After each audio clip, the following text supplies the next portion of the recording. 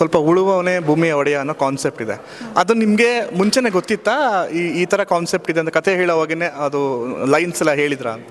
ಹೌದು, ಅಂದರೆ ಒಂದು ಸಿನಾಪ್ಸಿಸ್ ಹೇಳಿದರು ನಮಗೆ ಸ್ಟೋರಿ ಡಿಸ್ಕಷನ್ ನಡೆಯೋ ಟೈಮಲ್ಲಿ. ಬಿಫೋರೇ ಗೊತ್ತಿತ್ತು ನಮಗೆ, ಬಟ್ ಅದೇ ಈ ಕಾಟೇರ ಬಂದಾಗ ಡೆಫಿನೆಟ್ಲಿ ನಮಗೊಂಚೂರು ಭಯ ಆಯಿತು ಎಂಟೈರ್ ಟೀಮ್ಗೆ. ಬಟ್ ಸ್ಟೋರಿ ಹೋಗಿ ನೋಡಿದ್ಮೇಲೆ ಕಂಪ್ಲೀಟ್ ಡಿಫ್ರೆಂಟ್ ಇದೆ ಅಂತ ಅವಾಗ ಇನ್ನೂ ಧೈರ್ಯ ಬಂತು.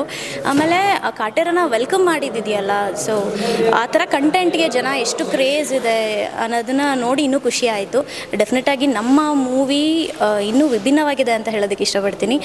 ಯಾಕೆಂದರೆ ನಾನು ಆಲ್ರೆಡಿ ಡಬ್ಬಿಂಗ್ ಹೋದಾಗ ನೋಡಿದೆ. ನಾನು ಬಿಫೋರು ನಾವು ಕೂತ್ಕೊಂಡು ಸೆಟ್ಟಲ್ಲೆಲ್ಲ ಮಾತಾಡ್ತಾ ಇದ್ದಿದ್ದಕ್ಕೂ ಆಫ್ಟರ್ ಎಡಿಟಿಂಗ್ ಆ ಸ್ಕ್ರೀನ್ ಮೇಲೆ ನೋಡಿದ್ದಕ್ಕೂ ಲಾಟ್ ಆಫ್ ಡಿಫ್ರೆನ್ಸ್ ಇದೆ.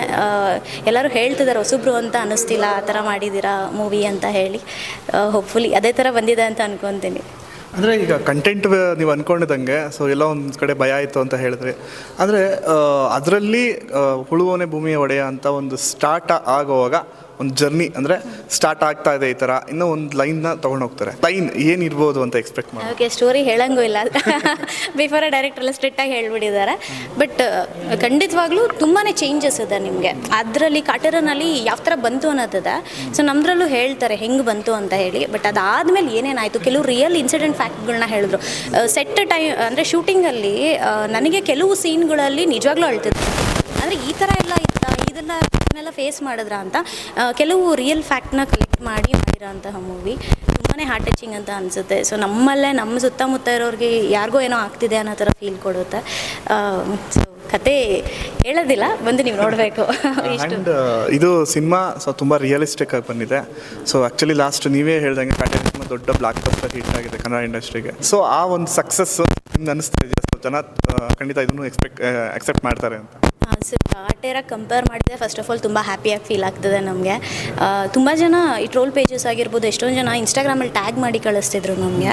ಅವರು ಕೂಡ ಹೇಳ್ತಿದ್ರು ನಿಯರ್ ಬೈ ಇದೆ, ಬಟ್ ಇದು ಇನ್ನೂ ಚೆನ್ನಾಗಿರುತ್ತೆ ಅಂತ ಅನಿಸ್ತಿದೆ ಅಂತ. ಸೊ ಅಷ್ಟು ದೊಡ್ಡ ಮೂವಿಗೆ ನಮ್ಮ ಹೊಸಬ್ರು ಮೂವಿನ ಕಂಪೇರ್ ಮಾಡಿ ಮಾತಾಡ್ತಿದ್ದಾರಲ್ಲ, ಸೊ ಅದೇ ಒಂದು ನಮಗೆ ಪ್ಲಸ್ ಪಾಯಿಂಟ್ ಅಂತ ಅನ್ನಿಸ್ತಿದೆ.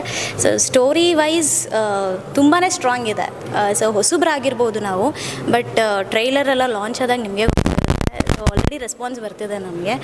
ಡೆಫಿನೆಟಾಗಿ ಜನ ಇಷ್ಟಪಡ್ತಾರೆ ಅನ್ನೋ ಕಾನ್ಫಿಡೆನ್ಸ್ ಇದೆ. ನಾವು ಹೊಸಬ್ರಾದ್ರೂ ಎಲ್ಲ ಎಫರ್ಟ್ ಹಾಕಿ ಪ್ರತಿಯೊಬ್ಬರು ಮಾಡಿದ್ದೀವಿ, ವರ್ಕ್ ಮಾಡಿದ್ದೀವಿ. ಸೊ ಆ ಕಾನ್ಫಿಡೆನ್ಸ್ ಲೆವೆಲ್ ನಮಗಿದೆ. ನಮ್ಮ ಸ್ಟೋರಿ ಮೇಲೆ ನಮಗೆ ತುಂಬಾ ಹೋಪ್ಸ್ ಇದೆ. ಸೊ ಅದೇ ಒಂದು ಪ್ಲಸ್ ಪಾಯಿಂಟ್ ನಮಗೆ. ಆ್ಯಂಡ್ ಈ ಸಾಂಗ್ ರಿಲೀಸ್ ಆದಮೇಲೆ ತುಂಬ ಆಫರ್ಸ್ಗಳು ಬರ್ತಾ ಇದ್ದಾವೆ ಅಂತ ಸುಮ್ಮನೆ ಹಂಗೆ ಕೇಳ್ಪಟ್ವಿ, ನಿಜಾನ ಹೇಗೆ? ಸರ್, ಅಂದರೆ ಸ್ಟೋರೀಸ್ ಅಂದರೆ ಸಾಂಗ್ ರಿಲೀಸ್ ಆದಮೇಲೆ, ಟೀಸರ್ ರಿಲೀಸ್ ಆದಮೇಲೆ ತುಂಬ ಜನ ಕೇಳ್ತಿದ್ರು, ಡಿಸ್ಕಷನ್ಸ್ ನಡೀತಿದೆ. ಬಟ್ ಜೊತೆನಲ್ಲಿ ನಾನು ವರ್ಕ್ ಮಾಡ್ತಿದ್ದೀನಲ್ಲ, ಹಾಗಾಗಿ ಅಂದರೆ ಸ್ಟೋರೀಸ್ ಕೇಳೋಣ ಅಂತ ಹೇಳಿ ಫಸ್ಟ್ ಇದೊಂದು ರಿಲೀಸ್ ಆಗಲಿ, ನಮ್ಮ ಮೂವಿ ಕಂಪ್ಲೀಟ್ ಇದ್ರ ಕಡೆ ಫೋಕಸ್ ಮಾಡ್ತಾ ಇದ್ದೀನಿ ಇವಾಗ ನನಗಿರೋ ವರ್ಕ್ ಜೊತೆಯಲ್ಲಿ. ಬಟ್ ನೋಡ್ತಾ ಇದ್ದೀನಿ ಒಂದಷ್ಟು ಆಫರ್ಸ್ ಬರ್ತಿದೆ. ಸೊ ಎಲ್ಲ ಕನ್ಫರ್ಮ್ ಆದಮೇಲೆ ಹೇಳಬೇಕಲ್ವಾ. ಸೊ ಹಾಗಾಗಿ ಡಿಸ್ಕಷನ್ ಅಂತೂ ನಡೀತಿದೆ ಸರ್. ಮುಂದುವರಿಯೋದು 100% ಸುಚಾರಿತ ಅವರು ಕನ್ಫರ್ಮ್? ಡೆಫಿನೆಟ್ಲಿ. ಒಳ್ಳೆ ಸ್ಟೋರಿ ಬಂತು ಅಂತ ಅಂದರೆ, ಒಳ್ಳೆ ಟೀಮ್ ಸಿಕ್ತು ಅಂತ ಅಂದರೆ ಯಾವತ್ತೂ ರೆಡಿ ನಾನು ಮೂವಿ ಮಾಡೋದಕ್ಕೆ. ಸೊ ಡಿಸ್ಕಷನ್ಸ್ ನಡೀತಿದೆ, ನೋಡೋಣ ಹೇಗಾಗುತ್ತೆ ಅಂತ ಹೇಳಿ. ಅದಾದಮೇಲೆ ಇನ್ಫಾರ್ಮ್ ಮಾಡ್ತೀನಿ ನಾನು. ಆಲ್ ದಿ ಬೆಸ್ಟ್ ನಿಮಗೆ. ಸೊ ಫೈನಲಿ ಕನ್ನಡ ಪ್ರೇಕ್ಷಕರಿಗೆ ಇನ್ನೇನು ಟ್ರೈಲರ್ ರಿಲೀಸ್ ಅಂತದಲ್ಲಿದೆ. ರಿಲೀಸ್ ಆದಮೇಲೆ ಬೇರೆ ಥರ ಒಂದು ನಮಗೆ ಆಸ್ಪೆಕ್ಟ್ ಸಿಗುತ್ತೆ ಅಂತ ಎಕ್ಸ್ಪೆಕ್ಟ್ ಮಾಡ್ತಾ ಇದ್ದೀವಿ. ಸೊ ಅದಾದಮೇಲೆ ಸಿನಿಮಾ ರಿಲೀಸು, ಸೊ ಅದ್ರ ಬಗ್ಗೆ ಏನು ಹೇಳ್ತೀರಾ ಫೈನಲಿ? ಸದ್ಯಕ್ಕೆ ಇವಾಗ ನಮ್ಮ ಸಾಂಗ್ ರಿಲೀಸ್ ಆಗಿದೆ. ಸೊ ಟ್ರೈಲರ್ದು ಇನ್ನೂ ಡೇಟ್ ಎಲ್ಲ ಅನೌನ್ಸ್ ಆಗಿಲ್ಲ, ಆಲ್ಮೋಸ್ಟ್ ಎಲ್ಲ ರೆಡಿ ಇದೆ. ಇವಾಗ ಯಾರೆಲ್ಲ ಏನು ಕರ್ಮ ಸಾಂಗ್ ನೋಡಿಲ್ಲ, ದಯವಿಟ್ಟು ಆಡಿಯೋ ಯೂಟ್ಯೂಬ್ ಚಾನಲ್ಗೆ ಹೋಗಿ ಸಾಂಗ್ ಕೇಳಿಸ್ಕೊಳ್ಳಿ. ಡೆಫಿನೆಟಾಗಿ ಫಸ್ಟ್ ಟೈಮ್ ಯಾರಾದರೂ ಕೇಳಿಸ್ಕೊಂಡ್ರೆ ಮತ್ತೆ ಮತ್ತೆ ಕೇಳಿಸ್ಕೋಬೇಕು ಅನ್ನೋ ಅಂತ ಫೀಲ್ ಬರ್ತಿದೆ ಅಂತ ಎಲ್ಲರೂ ಹೇಳ್ತಿದ್ದಾರೆ. ಲಿರಿಕ್ಸ್ ಆಗಿರ್ಬೋದು, ಪೂರ್ಣ ಸರ್ ತುಂಬಾ ಅದ್ಭುತವಾಗಿ ಬರ್ತಿದ್ದಾರೆ. ಇನ್ನು ವಿಜಯ್ ಪ್ರಕಾಶ್ ಸರ್ ಹೇಳಿದ್ನಲ್ಲ, ಅವ್ರ ವಾಯ್ಸೇ ನಮಗೊಂದು plus point. We feel blessed. ಜೊತೆಗೆ ಸಾಕ್ಷಿ ಅವರು ಆಡಿದ್ದಾರೆ. ಒಂದು ಸಲ ಕೇಳಿಸ್ಕೊಳ್ಳಿ, ಡೆಫಿನೆಟಾಗಿ ನಿಮ್ಮ ಫೇವ್ರೆಟ್ ಲಿಸ್ಟ್ಗೆ ಸಾಂಗ್ ಅಂತೂ ಹೋಗೇ ಹೋಗುತ್ತೆ ಅಂತ ನಾನು ಗ್ಯಾರಂಟಿ ಕೊಡ್ತೀನಿ. ಸೊ ಸಪೋರ್ಟ್ ಮಾಡಿ.